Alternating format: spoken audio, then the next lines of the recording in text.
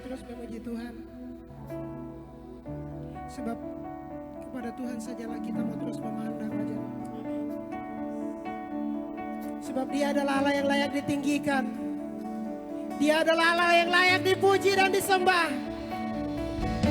Terima kasih Tuhan buat kasih dan sayang-Mu bagi kami.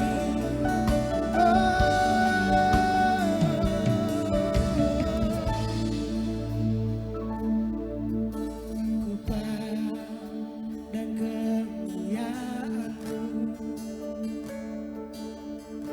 iman bersama aku. Kaulah pemilik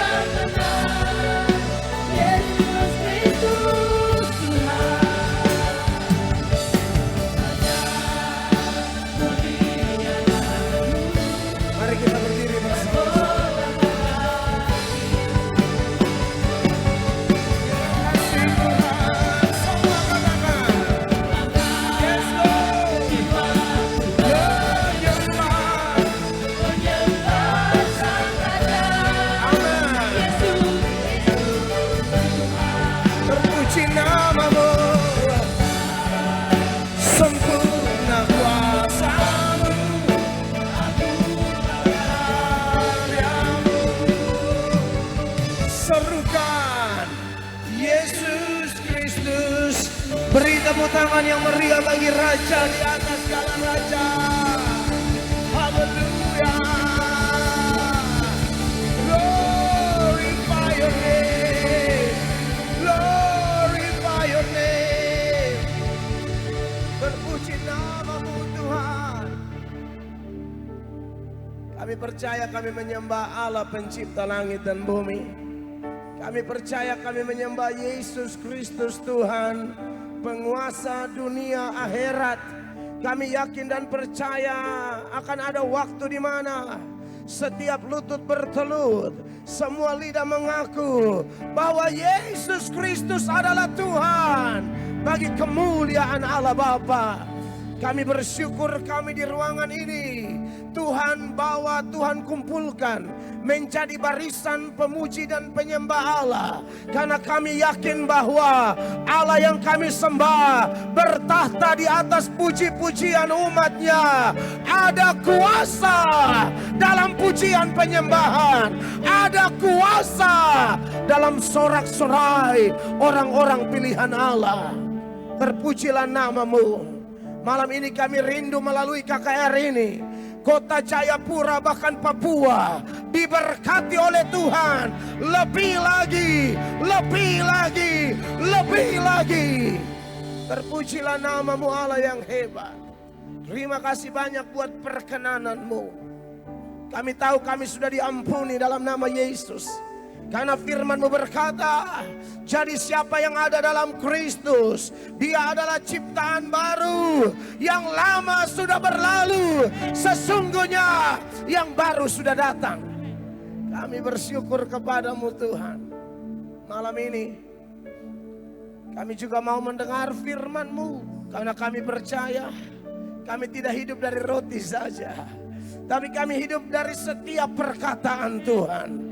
Kami tahu langit dan bumi ini pasti berlalu, tetapi firman Allah tidak akan pernah berlalu. Kami tahu dunia di mana kami tinggal ini Tuhan, semakin hari semakin jahat, semakin hari semakin gelap. Tapi firman-Mu adalah pelita bagi kaki kami dan terang bagi jalan-jalan kami. Berbicaralah kepada kami semua. Tolonglah hamba-Mu yang hina ini. Hamba tidak bisa apa-apa, tapi hamba mohon urapan Roh Kudus di atas setiap huruf kata kalimat yang akan hamba-Mu seberangkan malam ini. Dan hamba percaya ketika firman Allah diberitakan dan hati-hati terbuka bagi kebenaran firman-Mu, maka kami percaya firman itu akan berakar, bertumbuh, berbuah lebat untuk kemuliaan nama-Mu. Dan malam ini yang lemah pasti dikuatkan, yang jatuh pasti diangkat kembali, yang berdosa diampuni, yang terikat terbelenggu dilepaskan dalam nama Yesus, yang sakit disembuhkan. Datanglah kerajaan-Mu, jadilah kehendak-Mu di Gor Cendrawasih Papua Jayapura ini seperti di sorga. Terpujilah Allah yang hebat. Demi nama Tuhan Yesus, pusat pujian penyembahan kami, pusat pemberitaan kami berdoa.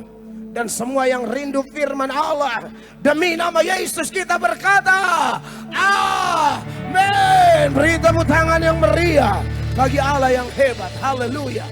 Silakan duduk Bapak Ibu jemaat dan kawan-kawan pelayan semua.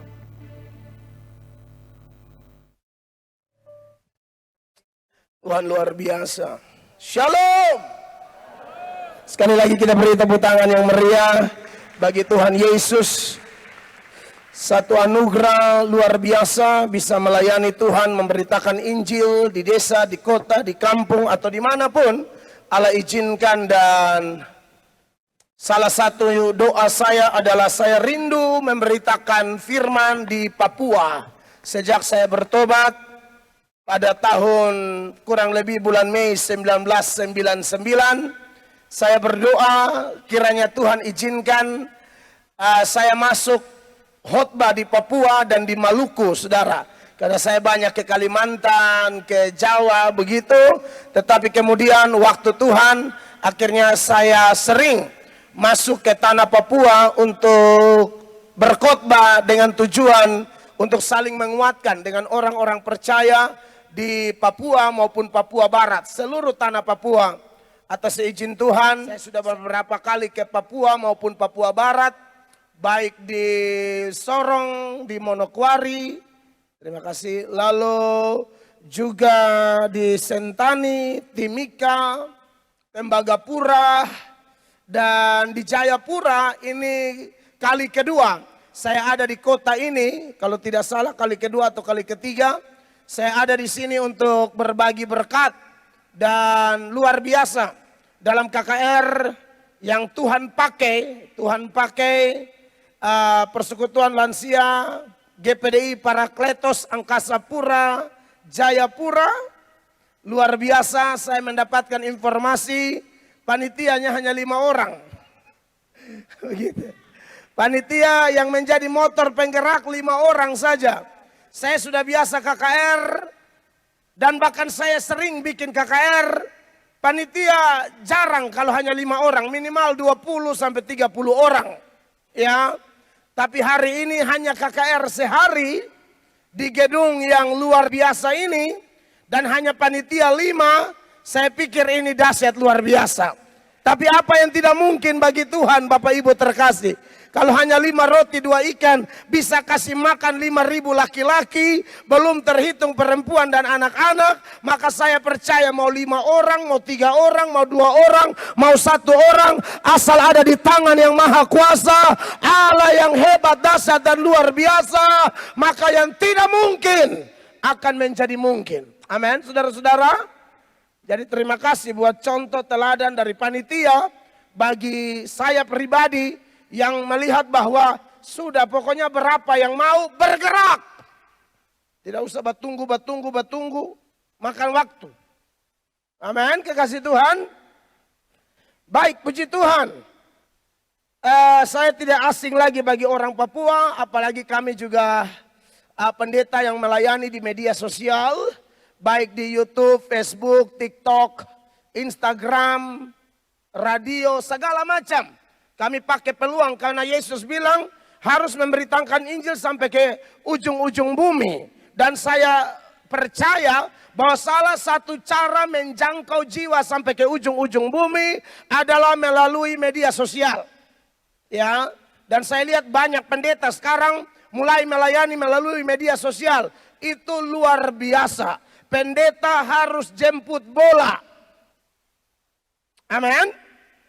Baik, Bapak Ibu jemaat yang diberkati oleh Tuhan Yesus. Saya bersyukur kali ini saya datang bersama istri terkasih. Itu anugerah Tuhan. Beberapa hari lalu kami baru mendarat di Indonesia. Kami melayani hampir 1 bulan KKR di Amerika. Dan kemudian lanjut lagi beberapa jadwal pemberitaan firman di NTT. Dan hari ini ada di Jayapura. Dan nanti bulan depan saya harus ber-KKR gereja-gereja Tuhan Sebiak. Wow, buat saya itu amazing, luar biasa.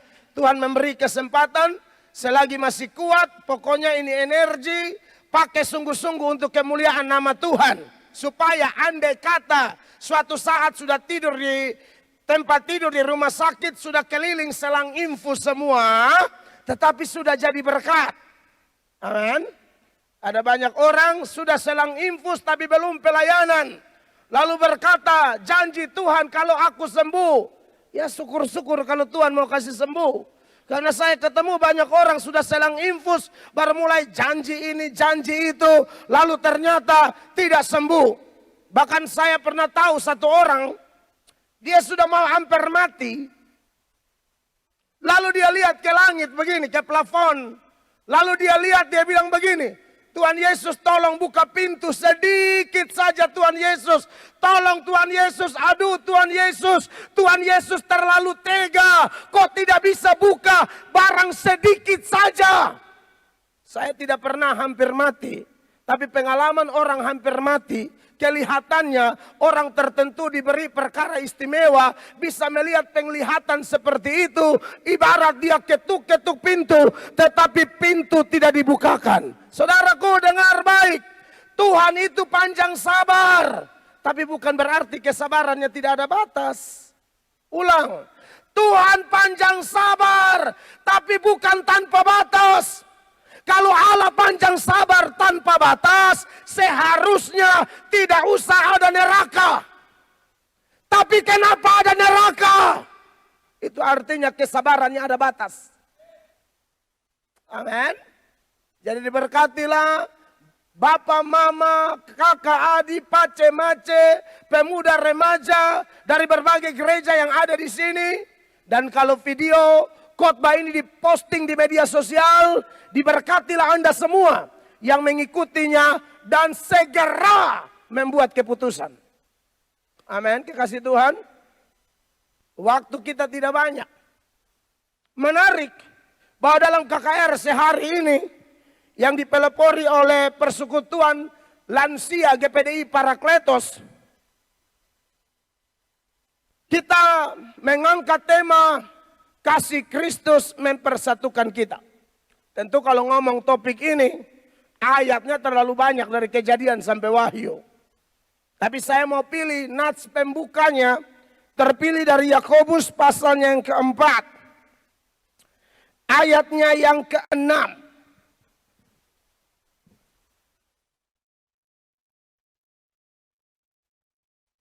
Yakobus pasal 4 ayatnya yang ke-6. Bapak Ibu akan perhatikan ayat ini, kita akan baca sama-sama. Satu ayat ini sebagai nats pembuka. Lalu saya akan menyoroti ayat-ayat di sekitar ayat 6 ini. Dan tentu ada dukungan-dukungan ayat lain sepanjang saya berkhotbah. Dan saya berharap kalau ada Bapak Ibu yang datang lalu catat khotbah di handphone atau di kertas, itu bagus. Handphone boleh dibuka tapi mode pesawat lalu pakai catat khotbah. Karena ada anak-anak setan dengar khotbah nonton YouTube. Dengar khotbah buka handphone, video call segala macam yang tidak jelas. Kalau Anda buka handphone live khotbah silahkan. Tapi jangan firman Allah ada disuarakan dari mimbar lalu Anda buka handphone untuk acara yang lain. Menurut saya Anda tidak hormat firman Allah. Dan Anda tidak hormat Allah. Kalau sampai ada orang Kristen model begitu, bertobat sebelum malapetaka datang. Amin. Mari kita perhatikan Yakobus pasal 4 ayat 6. 1, 2, dan 3. Tetapi kasih karunia yang dianugerahkannya kepada kita lebih besar daripada itu. Karena itu ia katakan, Allah menentang orang yang congkak, tetapi mengasihani orang yang rendah hati. Sekali lagi tema kita, kasih Kristus mempersatukan kita. Apa hubungannya tema kasih Kristus mempersatukan kita dengan nats pembuka Yakobus pasal 4 ayatnya yang ke-6. Kaitannya sangat kuat Bapak Ibu terkasih. Ada dua jenis sikap hati yang dicatat dalam Yakobus pasal 4 ayat 6 ini. Sikap hati yang pertama bernama tinggi hati, dan sikap hati yang kedua bernama rendah hati. Kalau ada kerendahan hati, maka sangat mudah orang bisa bersatu. Amin. Kenapa orang sulit bersatu? Karena di sana ada keangkuhan, kecongkakan, kesombongan, tinggi hati, tidak saling menghormati satu dengan yang lain. Oleh karena itu, saudara yang diberkati oleh Tuhan Yesus, menurut saya dari satu ayat ini saja sudah bisa memberi keterangan yang panjang lebar berkaitan dengan tema KKR kita, kasih mempersatukan kita. Kerendahan hati menggambarkan atau mewakili dari satu pola kehidupan, satu gaya hidup yang telah mengalami restorasi, satu gaya hidup yang telah mengalami pemulihan besar-besaran. Dan sepanjang khotbah ini akan kita sentil, akan kita singgung, akan kita dengar topik seputaran kerendahan hati. Sedangkan kontrasnya adalah tinggi hati. Tinggi hati ini adalah salah satu penyebab orang tidak bisa bersatu. Salah satu penyebab rumah tangga hancur. Salah satu penyebab gereja hancur. Salah satu penyebab satu kota atau kabupaten hancur. Salah satu penyebab satu provinsi hancur. Salah satu penyebab negara bisa hancur kalau pemimpinnya tinggi hati. Kalau pemimpin agamanya tinggi hati. Kalau pelayan-pelayannya tinggi hati. Kalau kepala-kepala keluarga sombong, tinggi hati. Ibu-ibu rumah tangga sombong, tinggi hati. Anak-anak sombong, tinggi hati. Itu potensi perpecahan.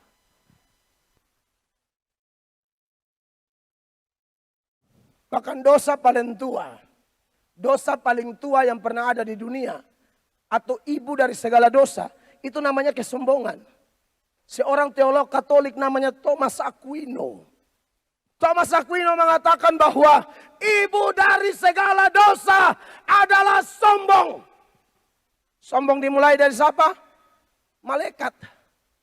Bapak Ibu jemaat, kalau kita belajar satu doktrin namanya satanologi, atau ilmu tentang setan, atau angeliologi, doktrin tentang malaikat, kita tahu siapa itu setan. Setan adalah mantan malaikat. Setan itu mantan malaikat yang kehilangan kesucian tapi tidak kehilangan kuasa. Apa yang menyebabkan malaikat kemudian jadi setan? Penyebabnya adalah mau sama dengan Tuhan. Makanya kalau Bapak Ibu belajar tentang latar belakang kejatuhan daripada malaikat-malaikat itu adalah tidak taat. Orang sombong susah taat. Orang sombong susah ikut aturan. Orang tinggi hati susah mendengarkan arahan. Bagaimana mau bersatu kalau model begitu? Amin Bapak Ibu. Manifestasi dari keangkuhan, manifestasi dari tinggi hati adalah melawan aturan alias tidak taat. Tidak taat Tuhan, tidak taat pemerintah, tidak taat pendeta, tidak taat suami, dan seterusnya. Makanya ya 1 Petrus 4 ayatnya yang kedua, itu ayat memberi keterangan bahwa ada malaikat-malaikat yang berdosa di sana. Perhatikan. 2 Petrus maksud saya, 2 Petrus 4. Salah. 2 Petrus 2 ayat 4. Sebab jikalau Allah tidak menyayangkan malaikat-malaikat yang berbuat dosa, tetapi melemparkan mereka ke dalam neraka, dan dengan demikian menyerahkan ke dalam gua-gua yang gelap untuk menyimpan mereka sampai hari penghakiman. Iya, jadi saudara jelas di sini malaikat-malaikat berbuat dosa. Dosanya apa? Ayat yang paralel dengan ayat ini adalah Yudas 1 ayat 6. Di Yudas 1 ayat 6 dikatakan di sana bahwa malaikat-malaikat ini tidak taat pada batas-batas yang ditetapkan bagi mereka. Nah ini namanya sombong, angkuh. Perhatikan. Dan bahwa ia menahan malaikat-malaikat yang tidak taat pada batas-batas kekuasaan mereka. Betul. Tetapi yang meninggalkan tempat kediaman mereka dengan belenggu abadi di dalam dunia kekelaman sampai penghakiman pada hari yang besar. Ini yang kemudian jadi iblis. Setan, roh jahat, dan seluruh kroni-kroninya. Dimulai dari apa? Bikin dosa. Dosanya apa? Tidak taat. Makanya di kemudian hari Paulus nasihat Timotius. Dalam 1 Timotius pasal 3 ayat 6. Paulus bilang kalau mau pilih pelayan yang pimpin gereja, yang menjadi penilik. Itu tidak boleh yang baru bertobat. Nanti dia bisa jadi sombong dan kena hukuman iblis. Perhatikan ini ayat. Janganlah ia seorang yang baru bertobat, agar jangan ia menjadi sombong dan kena hukuman iblis. Ini ayat dia menjadi sombong dan kena hukuman iblis. Maksudnya ialah iblis dihukum gara-gara sombong. Iblis dihukum gara-gara sombong. Tidak mungkin ada persatuan kalau ada kesombongan di sana. Tidak bisa terjadi. Makanya saya bersyukur tema ini kelihatan biasa. Tema kali ini kelihatannya sudah umum. sering dipakai menjadi tema-tema ibadah atau tema-tema KKR. Padahal ini adalah kebutuhan utama setiap orang percaya di seluruh dunia, termasuk di Jayapura tercinta ini, bahwa di mana ada kantong Kristen, di sana setan kerja gila-gilaan. Bapak Ibu tolong catat ini. Di mana ada kantong Kristen, setan akan susun kekuatan, setan akan susun strategi supaya menularkan kebiasaannya, kebiasaan sombong, kebiasaan tinggi hati, supaya di mana ada kesombongan, di mana ada tinggi hati, di sana ada perpecahan. Kita tahu kalau ada kerukunan, ada kasih persaudaraan, di sana berkat-berkat mengalir. Amin. Saudara masih ingat Mazmur 133 bukan? Di mana ada kasih persaudaraan, di mana ada kerukunan, Tuhan bilang kesanalah ku perintahkan berkat-berkat.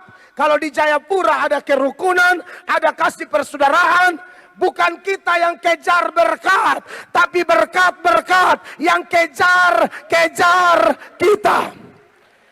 Nah, setan tidak mau ini. Setan tidak mau ini. Setan akan menularkan kebiasaannya supaya kita jadi seperti dia. Saya ngomong ini bukan tanpa dasar. Kita semua ini keturunan Adam dan Hawa yang sudah terkontaminasi dosa. Jangankan kita, nenek moyang kita saja, Adam dan Hawa, sebelum terkontaminasi dosa, setan masuk dan setan mulai mengintimidasi mereka, mulai mencobai mereka, mulai menggiring mereka supaya sama dengan setan. Setan jatuh karena mau sama dengan Allah. Lalu setan dorong manusia supaya manusia melanggar aturan main Tuhan, supaya manusia sama dengan Allah, akhirnya tumbang. Oleh karena itu, Bapak Ibu yang diberkati oleh Tuhan Yesus, akhirnya itu sejarah manusia jatuh dalam dosa. Tanpa kasih Kristus kita habis. Karena gara-gara satu orang kita semua berdosa. Tapi gara-gara Kristus kita semua dipulihkan. Makanya dalam Roma pasal 5 ayatnya yang ke-12 kita diingatkan melalui ayat itu. Ya, gara-gara pelanggaran Adam dan Hawa yang sudah terkontaminasi dengan dosa versi setan itu, akhirnya kita semua kena imbasnya. Perhatikan Roma 5 ayat 12. Sebab itu sama seperti dosa telah masuk ke dalam dunia oleh satu orang. Ya. Dan oleh dosa itu juga maut. Demikianlah maut itu telah menjalar kepada semua orang karena semua orang telah berbuat dosa. Sejarahnya silakan baca di Kejadian 3. Bagaimana dialog antara setan yang waktu itu memperalat ular dengan Hawa, ibu semua manusia itu. Tumbang di situ. Setan dorong bilang melawan saja. Tuhan itu takut kalian jadi sama seperti Tuhan. Makanya Tuhan bilang jangan makan buah itu. Makan saja. Anda lihat itu setan punya cara. Akhirnya jatuh. Tapi kita bersyukur melalui Yesus. Amin. Kasih Kristus mempersatukan kita. Makanya dilompat di Roma 5 ayat 19 itu. Dia kontraskan antara yang membawa perpecahan dan yang membawa keselamatan atau membawa persatuan. Dikatakan demikian. Jadi sama seperti oleh ketidaktaatan satu orang, Ya. semua orang telah menjadi orang berdosa. Betul. Demikian pula oleh ketaatan satu orang, semua orang menjadi orang benar. Beri tepuk tangan buat Tuhan Yesus Kristus. Silakan setan merancangkan apapun untuk menghancurkan kita. Tapi kita punya Yesus sumber pengharapan. Kita punya Yesus yang daripadanya yang rusak dibetulkan, yang pecah dipersatukan, yang sakit disembuhkan, yang kotor dibersihkan oleh darahnya yang kudus. Nah saudara-saudara, nats pembuka kita adalah Yakobus 4 ayat 6. Dan saya sudah bilang, tinggi hati mewakili dosa-dosa, rendah hati mewakili pemulihan. Mari kita lihat ayat-ayat di sekitar Yakobus 4 ayat 6 ini. Ya, yang pertama sekali lagi yang kita soroti adalah penyebab orang tidak bersatu karena dosa kita, dan dosa itu dipengaruhi oleh iblis, dan iblis menjadikan dosa itu kesempatan supaya membuat kita lebih hancur lagi. Makanya kalau kita lihat dari Yakobus 4 ayatnya yang pertama, di sana diberi informasi kenapa sering terjadi pertengkaran. Kenapa seringkali orang tidak bisa mengalah. Bahkan lebih parah, orang bisa iri hati, orang bisa membunuh, orang bisa berkelahi. Itu ternyata begini Bapak Ibu terkasih. Di dalam diri kita, sejak manusia jatuh dalam dosa, itu ayat bilang semua orang telah berdosa. Dan kalau orang memiliki dosa, maka ada konflik di dalam diri. Ulang, ada konflik di dalam diri. Yesus bilang, roh penurut tetapi daging lemah. Antara keinginan yang baik dan keinginan yang tidak baik, seringkali ada perjuangan. Nanti kita mau lihat siapa yang menang. Keinginan baik, keinginan berdoa, keinginan mengampuni, keinginan bantu pelayanan, keinginan mengampuni, termasuk keinginan bersatu. Tapi ada keinginan di dalam diri, keinginan yang lain. Keinginan untuk balas dendam, keinginan untuk perpecahan, keinginan untuk gosip, keinginan untuk menjatuhkan orang lain, keinginan untuk merampas kebahagiaan orang lain. Itu ada perjuangan di dalam. Kalau yang ini kalah, dia merambat keluar. Konflik dalam diri kalah, dia merambat konflik dengan sesama. Kalau konflik dengan sesama kalah, dia merambat menjadi konflik dengan Allah. Mari kita lihat ayat-ayat ini. Yakobus 4 ayat 1. Dari manakah datangnya sengketa dan pertengkaran? Dari manakah datangnya sengketa dan pertengkaran di antara kamu? Bukankah datangnya dari hawa nafsumu yang saling berjuang di dalam tubuhmu? Betul. Kamu mengingini sesuatu, Ya. tetapi kamu tidak memperolehnya. Lalu kamu membunuh, kamu iri hati, tetapi kamu tidak mencapai tujuanmu. Lalu apa? Lalu kamu bertengkar dan Betul. kamu berkelahi. Betul. Kamu tidak memperoleh apa-apa karena kamu tidak berdoa. Jelas ya. Saya kalau sampaikan firman Allah selalu dengan bukti firman yang kuat. Karena khotbah itu beritakan firman. Bukan beritakan saya punya nenek moyang dari NTT. Iya. Iman bertumbuh dari dengar firman. Amin, kekasih Tuhan. Saudara lihat ini data kebenaran. Kenapa orang bertengkar? Sambutan gubernur tadi yang dibacakan oleh Ibu staf ahli. Oh wow, luar biasa. Ini tahun, kita akan menuju tahun panas, tahun politik. Janganlah kita orang Kristen yang hidup di atas dasar sola scriptura. Atau hanya Alkitab. Ya, firman ajar kita, tolong beda. Orang kalau anak setan berpolitik, sikut sana, injak sana, tendang sana, bunuh sana, kasih habis di sana, itu mereka tidak kenal Yesus. Tapi kita kenal Yesus, kita beda. Teladani Yusuf tuh, Yusuf itu sudah punya jabatan, tapi Yusuf tidak takabur. Yusuf kalau mau menggunakan powernya untuk balas dendam kepada saudara-saudaranya kecil, dia kasih habis mereka semua. Yusuf kalau mau balas Potifar dan istrinya kecil, itu cuma kepala bagian mungkin. Belum kepala dinas itu. Masih kepala, mungkin kepala desa pun belum, kepala dosa.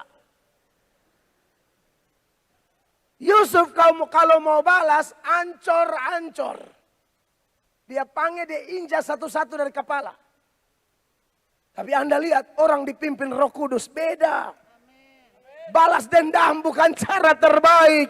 Dia meneladani Yesus yang ketika tergantung di Golgota, Yesus berdoa bilang apa? Ya Bapa, ampunilah mereka karena mereka tidak tahu apa yang mereka perbuat. Itu anak Tuhan. Saya ngeri kalau di kantong Kristen seperti Papua, NTT, Maluku, dan lain sebagainya. Orang Kristen injak orang Kristen hanya gara-gara jabatan. Hanya gara-gara kepentingan politik. Hanya gara-gara beda partai. Kalau ada pejabat model begini, kau dengar, kau ditipu setan. Bapak Gembala, jangankan pejabat, ada pendeta aja Pak. Pendeta aja sikut menyikut hanya gara-gara kedudukan di sinode. Pemilihan ketua sinode pakai money politik. Ini Anda lihat ini. Ini bukan perkara sepele. Maka saya bisa pastikan ibu-ibu atau lansia, opa-oma lansia dari Parakletos ini dipakai Allah. Untuk bikin KKR ini, suarakan kita harus bersatu. Jangan pendeta melihat pendeta lain sebagai kompetitor. Pendeta-pendeta itu kawan sekerja Allah. Toh, kalaupun kita berhasil, Tuhan tidak pernah puji hamba Tuhan. Wow, banyak sekali jemaatmu. Tidak ada itu pujian. Wow, besar sekali gedung gerejamu. Tidak. Mau talenta? 5 jadi 10, 4 jadi 8, 2 jadi 4. Pujiannya sama. Baik sekali perbuatanmu. Tidak ada bilang banyak sekali jemaatmu.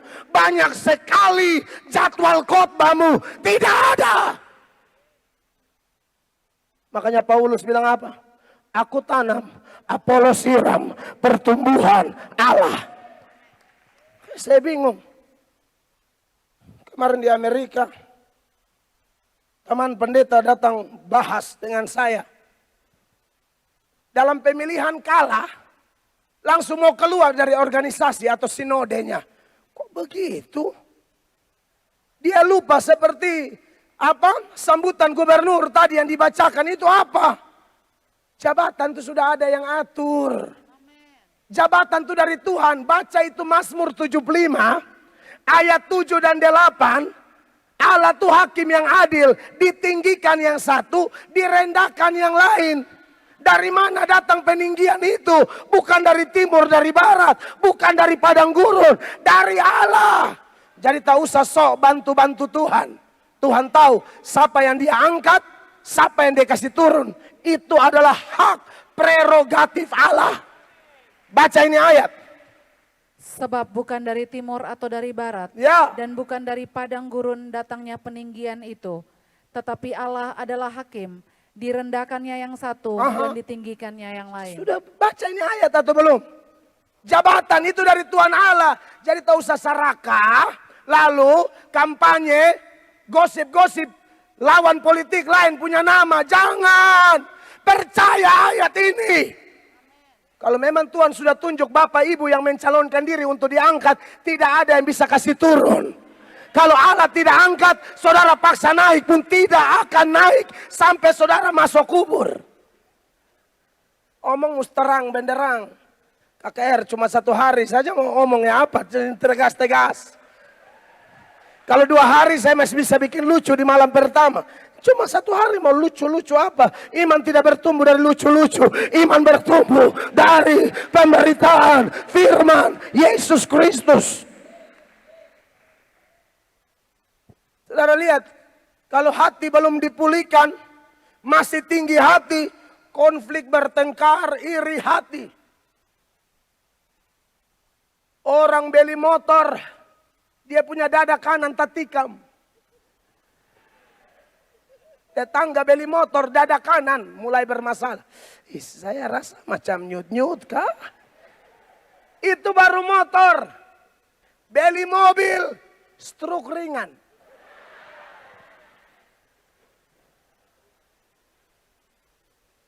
Bangun rumah baru, mati setengah. Satu keluarga berliburan ke luar negeri, mati di rumah. Kan ada orang yang begitu toh. Iri hati akan membunuhmu.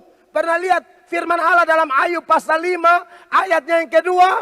Orang bodoh dan orang bebal dimatikan oleh apa? Iri hati, sakit hati. Catat ini ayat. Ayub 5 ayat 2.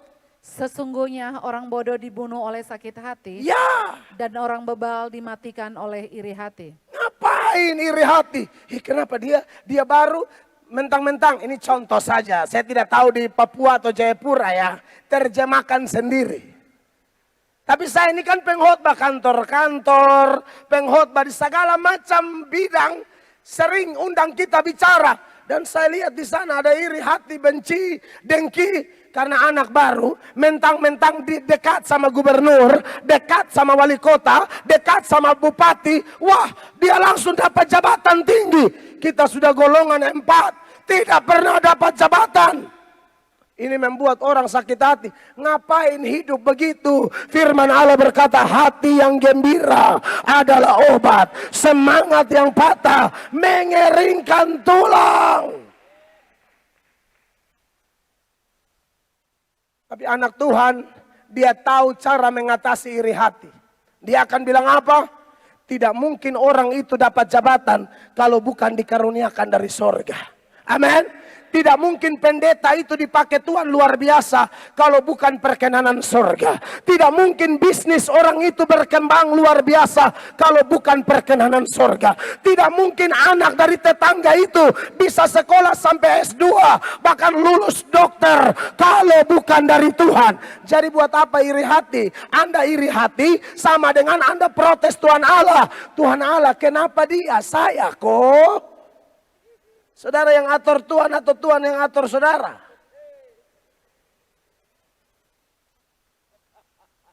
Dia mau dia saja, dia saja, dia saja. Egois sekali hidupmu. Amin. Sekali Yohanes Pembaptis, pengikut-pengikutnya datang kepada dia dan bawa informasi. Dan dari informasi ini kelihatan ada nada tidak senang, tidak suka, kejengkelan. Gara-gara apa? Dulu sebelum Yesus dan murid-murid muncul, hamba Tuhan yang paling populer Yohanes Pembaptis. Kalau kita lihat sejarah ya, dari Maliaki ke Matius itu ada 400, kurang lebih 430 tahun silent years atau masa diam.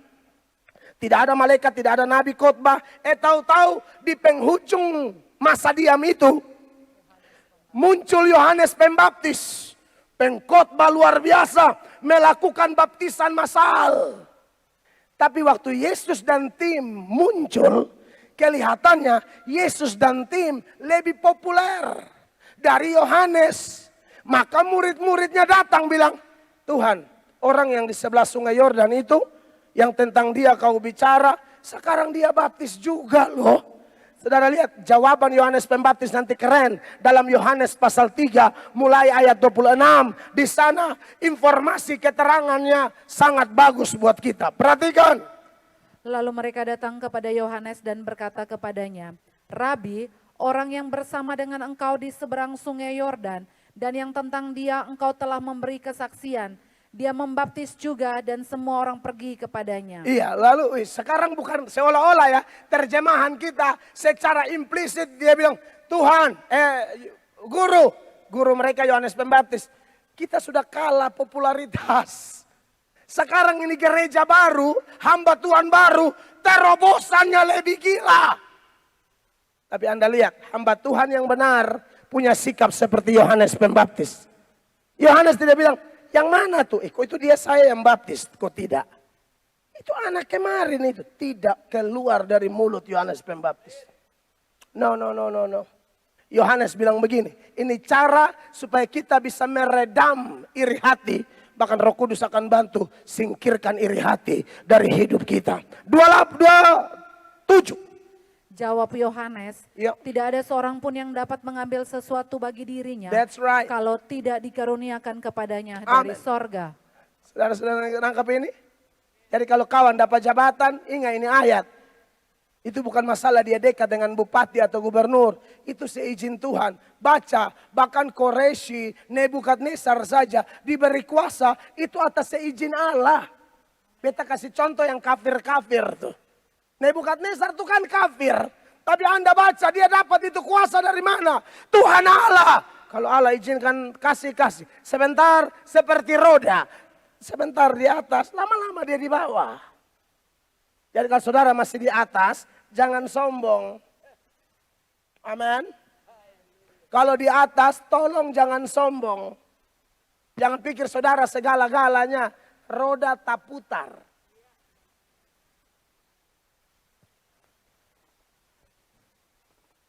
Makanya saya masih dapat kesempatan, masih ada tenaga, ada kesempatan. Khotbah sungguh-sungguh. Akan ada waktu saya sudah tua, saya tidak bisa khotbah lagi. Baca Mazmur, ternyata kita baca, mari kita buka di Mansur. Sudah mulai salah. Mazmur jadi Mansur. Kidung Agung jadi keagungan. Bahkan ada yang suruh buka di Yohanes, bukan Yohanes. Mari kita buka di Yohana. Mata mulai kalah. Jadi kalau masih kuat, masih energik, hantam terus. Sudah tua, saya belajar dari Bapak Gembala GPDI Parakletos. Kita dukung anak-anak muda. Maju, jara jiwa, jara jiwa, jara jiwa. Bagi kerajaan Allah. Saudara jangan pikir saudara kuat terus. Kita tidak kuat terus. Semua ada waktunya. Amin, Bapak Ibu terkasih. Saudara lihat di sini. Iri hati membuat orang bertengkar, berkelahi. Bahkan ada kakak adik kandung.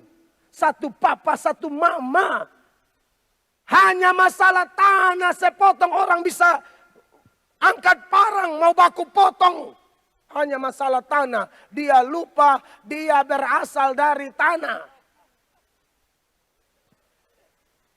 Kau dari tanah juga kok. Hanya kita ini lagi tunggu nomor antrian. Tahu? Nomor antrian mati. Mati itu roh kembali kepada pencipta. Ini nih daging nih kembali jadi tanah. Setampan apapun engkau, secantik apapun engkau, semahal apapun bedak yang kau pakai. Mau Oriflame kah atau FIFA nomor 4. Dari tanah kembali ke tanah. Amin. Makanya Pengkhotbah 12 ayat 7 itu. Ini ayat yang sering hamba-hamba Tuhan pakai kalau menguburkan jenazah, bukan? Ini ayat bilang apa? Pengkhotbah 12 ayat 7. Dan debu kembali menjadi tanah seperti semula. Dan roh kembali kepada Allah yang mengaruniakannya. Kita ini dari tanah. Jadi jangan berkelahi gara-gara tanah. Tanah sepotong begini, kakak adik tidak bicara. Sampai saya pernah layani orang di penjara. Kakak potong adik kandung sampai mati hanya gara-gara warisan. Alkitab berkata, di mana hartamu berada, di situ hatimu berada. Dan akar segala kejahatan adalah cinta uang, cinta harta. Itu kan yang menjadi penyebab kita baku hantam, sikut sana, sikut sini, tendang sana, tendang sini. Maka tidak ada berkat. Yang ada cuma setan bekerja semakin gila-gilaan. Maka malam ini, wah ini KKR luar biasa. Secara jujur saya pernah khotbah KKR dengan jumlah orang lebih banyak dari ini. Tapi buat saya ini terlalu luar biasa. Bukan masalah berapa banyak orang hadir. Kita yang hadir ini saja cukup. Kalau kita dipulihkan, kitalah yang membawa dampak persatuan dan kesatuan di Jayapura, Sentani dan sekitarnya. Mulai dari rumah tangga kita masing-masing, gereja kita masing-masing, kantor kita masing-masing, lingkungan sosial kita masing-masing. Kitalah yang pembawa persatuan dan kesatuan. Amin, Bapak Ibu terkasih. Wow, luar biasa. Bahwa pengaruh dari dosa, iri hati, dengki begitu luar biasa. Dan Bapak Ibu lihat di sini. Ini tema sangat bagus, kita harus dipulihkan karena kalau konflik dalam diri tidak bisa diatasi, dia merambat dengan sesama. Kalau dengan sesama juga tidak bisa diatasi, dia merambat dengan Allah. Makanya di bagian akhir dari Yakobus 4 ayat 2 itu ada kata kamu tidak berdoa. Orang kalau tidak berdoa itu konflik dengan siapa? Tuhan Allah. Sudah konflik dengan diri, kalah. Konflik dengan sesama, juga belum bisa diatasi, belum ada solusi. Maka dia merambat konflik dengan Tuhan Allah. Kamu tidak berdoa. Kalaupun dia berdoa, doanya salah. Doanya salah. Makanya Yakobus 4 ayat 3 kasih tahu bahwa kalau orang yang konflik dalam diri, merambat konflik dengan sesama, dia konflik dengan Allah, dia tidak berdoa. Kalaupun dia berdoa, doanya salah dan tidak dikabulkan oleh Allah. Perhatikan, Yakobus 4 ayat 3. Atau kamu berdoa juga, tetapi kamu tidak menerima apa-apa karena kamu salah berdoa. Sebab yang kamu minta itu hendak kamu habiskan untuk memuaskan hawa nafsumu. Sebagaimana itu sudah dihabiskan, ini air juga habis. Bisa tambah kok. Saya ini kalau khotbah minimal 2 botol. Kalau yang kecil begini 3. Serius. Karena ada pendeta di NTT bilang, kalau khotbah keringat tidak keluar, jangan makan. Karena kita mesti kerja keringat keluar, toh. Pendeta punya kerja khotbah, jadi mesti keringat. Nah, sudah banyak ini. Ini sebentar makan saya tambah 4 kali.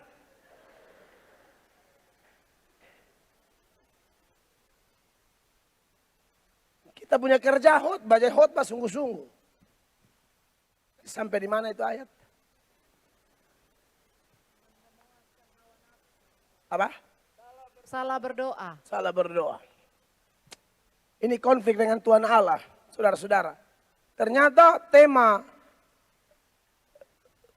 kasih Kristus mempersatukan kita itu, yang pertama kita dengan sesama, tapi yang paling utama kita dengan Tuhan Allah. Amin. Nah ternyata konflik pun demikian. Bukan cuma konflik dengan sesama, konflik dengan Tuhan Allah. Ada yang tidak berdoa, tapi ada yang doa salah. Sehingga kamu tidak dapat apa-apa. Doa hawa nafsu. Saya dulu sebelum bertobat, saya ini suka jodoh-jodohin laki orang dengan istri orang. Oh, saya ini germo berat. Benar ini, saya ngomong betul. Saya ini perusak rumah tangga orang. Bukan saya pergi ganggu istri orang. Saya comblangin istri orang sama laki orang. Dan saya tahu ada bapak punya istri, suka istri orang. Tapi kirim ayat bilang begini. Kita bawa hubungan ini dalam doa. Kau ada gila setengah. Istri orang kok kau bawa dalam doa. Ini doa hawa nafsu.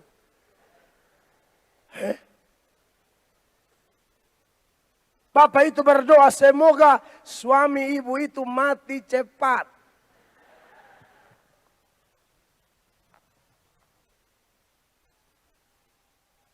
Satu pemuda selingkuh dengan satu ibu. Ini ibu-ibu doyan brownies. Tahu brownies? Brondong manis. Ini ibu-ibu kalau di laut, ubur-ubur. Ubur-ubur tuh kena di mana gatal di situ. Wah ini air sudah terlalu berlebihan juga. Saya bilang 3 saja, tapi itulah. Mungkin panitia ini ingat ayat. Memberi secangkir saja. Aman. Kepada hamba Tuhan tidak kehilangan upah ya. Saya pernah KKR. Di mimbar itu Bapak bukan cuma air. Lengkap. Tar susu. Kue tar susu. Lampar. Saudara bisa bayangkan khotbah sambil makan tar susu. Shalom saudara, kita besok ini kue gula pas.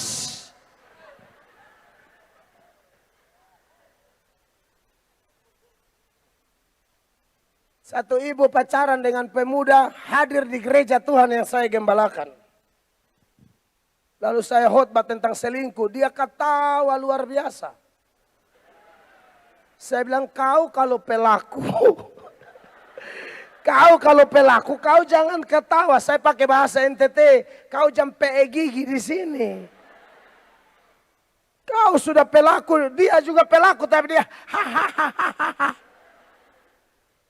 Saudara, pemudanya tersentak. Lalu pulang pemuda SMS ibu ini bilang, tante kita putus. Tante hampir mati.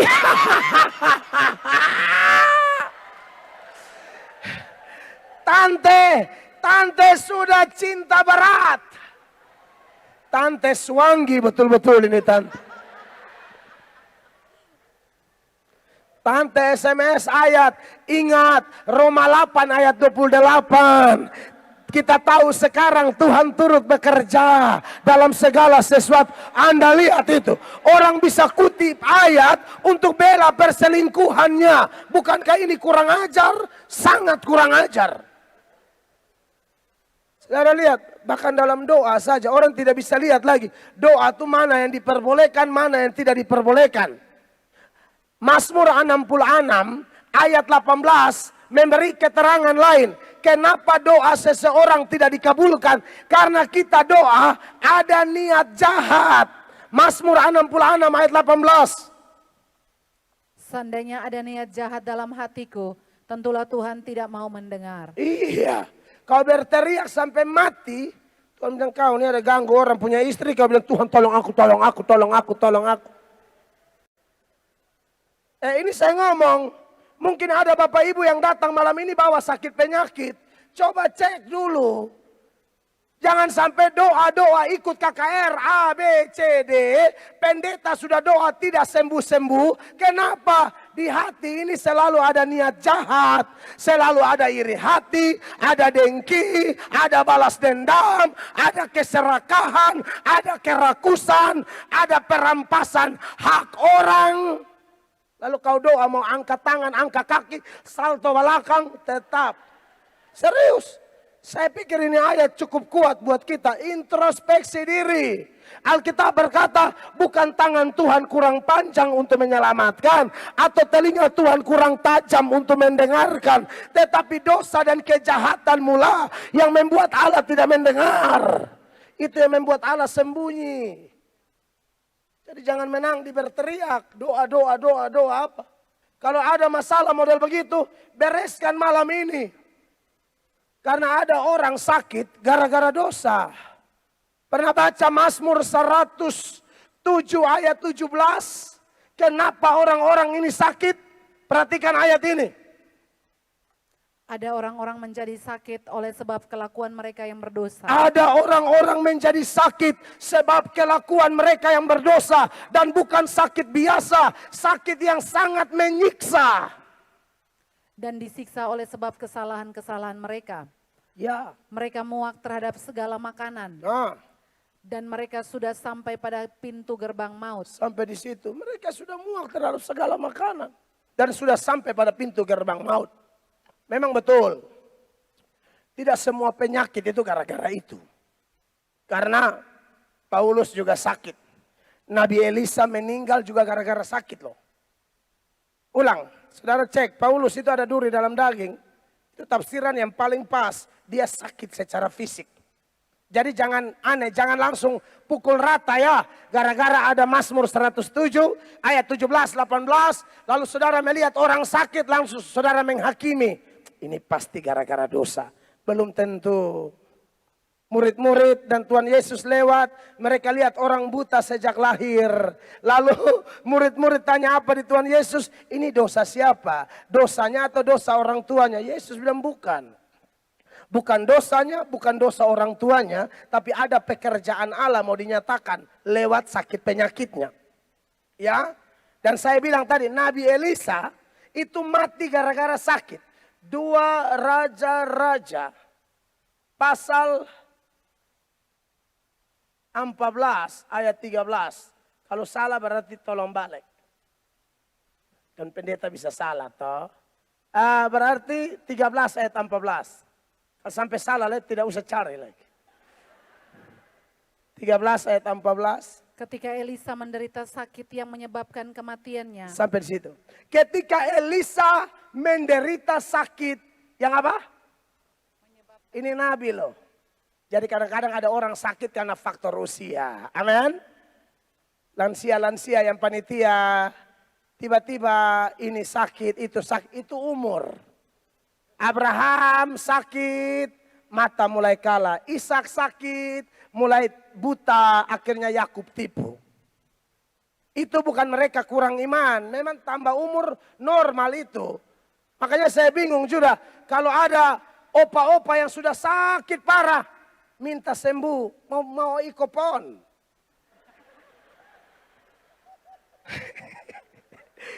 Tidak, kita KKR tapi pakai dasar kitab suci juga.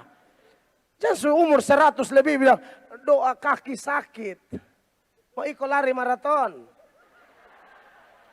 Saya pun biar iman kuat tapi tambah tua pasti ada sakit-sakit. Itu normatif. Ya. Tetapi yang saya persoalkan tadi bahwa ada orang yang sakit gara-gara dosa. Nah kalau itu saya tidak tahu. Silakan periksa diri masing-masing. Jangan sampai saudara ada sakit karena memang tidak bisa mengampuni orang. Artinya Anda tersiksa dengan penyakit itu. Buat apa? Lepaskan pengampunan, hidup bahagia bersama Tuhan Yesus, bersama firman Allah. Pusing amat, jangan balas jahat dengan jahat. Doakan musuhmu, kata Alkitab. Sampai dia bingung sendiri. Loh, saya bikin dia tapi dia tetap sehat. Saya bikin dia tapi dia tetap luar biasa. Karena kita punya hati sudah diubahkan oleh Roh Kudus. Itu yang paling penting. Amin, kekasih Tuhan. Dan kalau sudah model begitu, nah ini berat ini.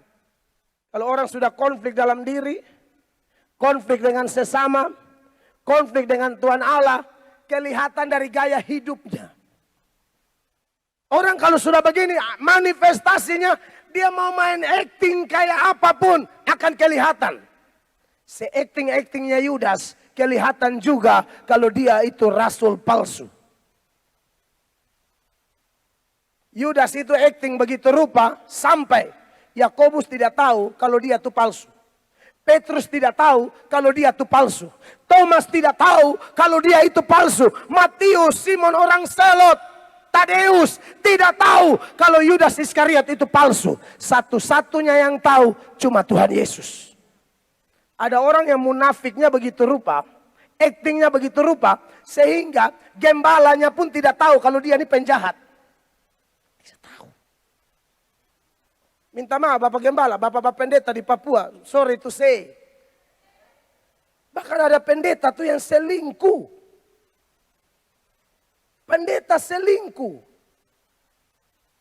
Pendeta begini, lebih baik bertobat. Sebelum Tuhan tendes di atas, lu pun jantung putus di bawah. Ini pendeta yang hobi konseling lawan jenis. Semau dia, ketemu sendiri-sendiri. Kalau oma-oma dia tidak tanya beban. Tapi kalau janda yang kuteksnya merah, kuning, hijau di langit yang biru. Ini baru dia tanya, ada beban sesadar. Lihat kalau oma-oma pakai tongkat mau lewat-lewat saja dia lihat di langit. Dia tidak peduli mau mati-mati. Tapi kalau janda, dia langsung tanya, ada masalah. Biar Bapak Gembala bantu. Bapak Gembala begini setan pakai. Ya kita mesti ngomong, saya bukan lebih baik. Tapi kita ini minta maaf ya, kita ini mantan kotor. Mantan yang hidup dulu juga gatalnya luar biasa. Tapi sekarang kita sudah hamba Tuhan. Makanya saya bilang teman-teman panitia yang undang saya bawa istri ya. Saya bawa istri ya. Karena jangan bilang pendeta hafal ayat kuat berdoa. Pegang mic, lepas mic, bahasa roh terus. Tapi masalah ini barang tidak ada yang kebal. Oh iya, benar.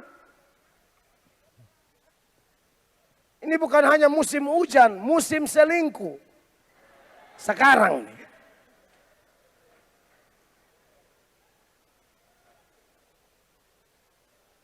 Mereka khotbah di mimbar, rasa-rasa mimbar mau meledak. Kalau mereka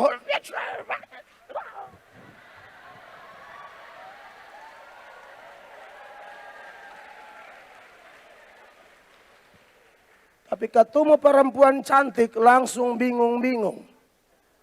Oh benar, ini saya omong ini. Saya pusing setengah mati. Ada juga teman-teman, tapi kelihatan beberapa sudah bertobat. Saya tidak cek kembali, karena mereka juga hafal ayat, jadi urus diri masing-masing situ.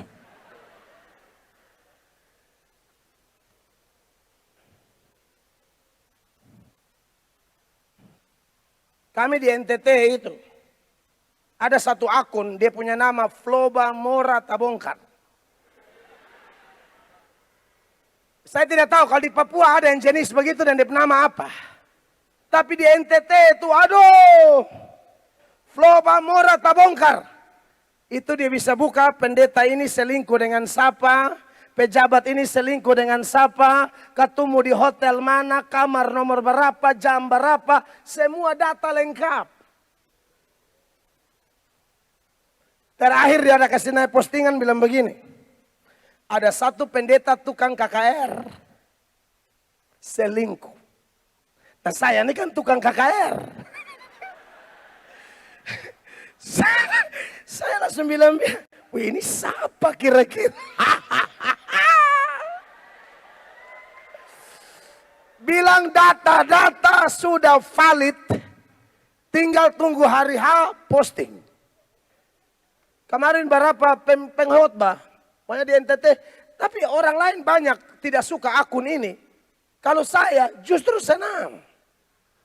Supaya pengkhotbah juga tahu diri. Jangan mulai dengan roh, tapi akhiri dengan daging. Mulai dengan hati hamba, tutup seperti bikin diri kayak selebritis. Kita bukan selebritis. Sekali hamba tetap hamba. Sekali hamba tetap hamba. Kita bukan selebritis. Yang bikin diri kayak selebritis.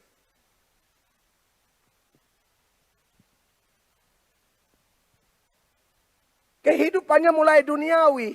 Makanya setelah Yakobus 4 ayat 1, 2, dan 3. Ayat 4-nya bilang begini. Yakobus 4 ayat 4. Siapa yang bersahabat dengan dunia, dia musuh Allah. Perhatikan.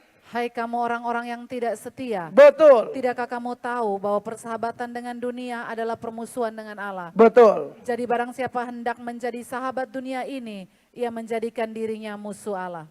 Konflik seperti ini ujung-ujung kelihatan dari manifestasi hidupnya. Makanya di NTT termasuk kemarin di Mimika, di mana-mana, di Sorong. Saya kalau datang ke Indonesia Timur, di Manado, di mana, saya berteriak ini. Saya bilang pejabat-pejabat yang piara perempuan, kau harus bertobat. Ikan itu busuk dari kepala duluan. Dulu masih susah istrinya doa, puasa, dukung sampai dia jadi pejabat. Sekarang jalan dinas ke Jawa sana kasih mati handphone. Di kamar itu dia piara lumba-lumba satu.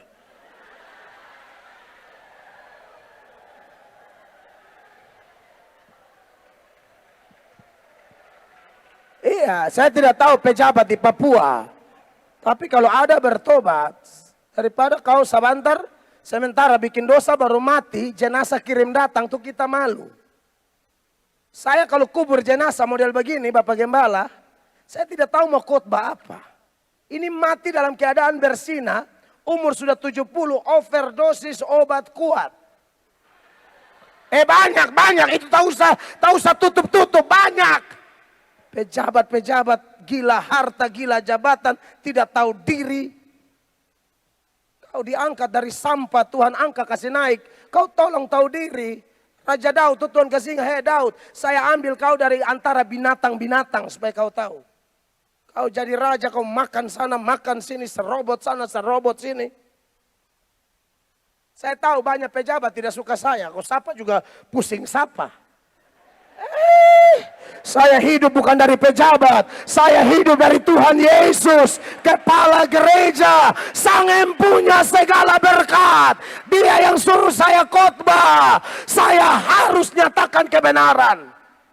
Karena saya hamba Tuhan Yesus. Dan saya tidak bisa jaga perasaan manusia. Karena Galatia 1 ayat 10. Firman Allah bilang kalau jaga perasaan manusia. Sesungguhnya aku bukan hamba Allah. Aku bukan hamba Kristus. Dengarkan ayat ini. Jadi bagaimanakah sekarang? Adakah kusar cari kesukaan manusia atau kesukaan Allah? Betul. Adakah ku coba berkenan kepada manusia? Sekiranya aku masih mau mencoba berkenan kepada manusia, maka aku bukanlah hamba Kristus. Iya, makanya saya tidak bisa kompromi. Khotbah tetap khotbah. Amin. Karena dulu saya sebelum berubah, sering kalau khotbah begini, lucu itu yang perlu-perlu saja supaya jangan mengantuk. Karena saya lihat beberapa ibu tan leher sumiring. Jadi ini Tuhan telah bangkitkan. Tapi lucu bukan tujuan. Dulu saya khotbah kalau di NTT, 2 jam khotbah tuh ayat amper-amper tidak keluar. Itu mereka jemaat, apalagi pakai bahasa daerah kita kan. Dialek NTT, dialek Kupang. Aduh orang ketawa sampai setengah mati. Ada ibu-ibu yang pulang suaminya tanya, tadi Pak Mel khotbah apa? Ibunya bilang, aduh tidak tahu lagi, pokoknya kita ketawa sampai mau mati. Langsung suaminya bilang, dia KKR jangan ikut lagi ya. Kalian pergi dengar firman atau stand up komedi. Oh, mulai itu saya ditegur. Pendeta-pendeta dari organisasi, tidak yang dari organisasi saya, GSJA, dan juga dari organisasi lain. Kawan-kawan dari GPDI, kawan-kawan dari Gemit, pendeta-pendeta GBI, mereka tegur, adik, tolong dulu, adik khotbah 1 jam, 2 jam, tuh hanya ketawa saja tuh. Siap Bapak, minta maaf saya berubah. Kalau tidak dulu saya ketawa terus. Sampai pulang orang tidak mengerti apa-apa. Tadi khotbah apa? Tidak tahu lah, lucu mama. Begitu. Bukan lucu itu tidak boleh. Allah juga punya selera humor. Amin. Jadi boleh lucu tapi jangan sampai bikin orang bingung. Nah, kekasih Tuhan. Hidup duniawi. Pemuda-pemudi, adik-adik yang pelayanan tadi, aduh penyanyi-penyanyi Jayapura, beta harus beri jempol. Beta harus beri jempol. Tapi beta bukan hanya hamba Tuhan, beta kakak buat Anda semua. Tolong pelayanan jaga kekudusan. Karena banyak yang hebat di panggung, tahu-tahu di belakang tuh ancur-ancur. Mohon saya mengasihi Anda. Amin. Banyak orang muda tidak jaga kekudusan. Pacaran,